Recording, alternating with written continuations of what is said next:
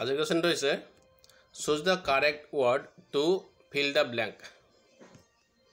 এই ব্ল্যাঙ্কটা fill up কৰিব লাগে কোৱেশ্চনটো কি আছে if she dash harder she would have a better chance of passing the exam.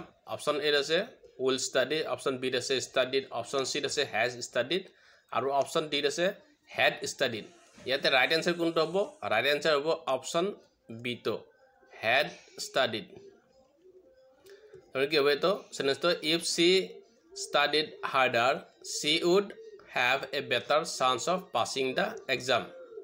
কিয় হ'ব এটো কাৰণ এইটো হৈছে এটা আনৰিয়েল বা হাইপোথেটিক্যাল প্ৰেজেন্ট কন্ডিশন সেই কাৰণে ইয়াতে কি হ'ব ইফৰ পিছত past tense আহি যায় সো ইয়াতে স্টাডিড হ'ব এটা আপোনালোকে ট্রাই কৰিব next choose the correct word to fill the blank if they dash earlier they would catch the first bus.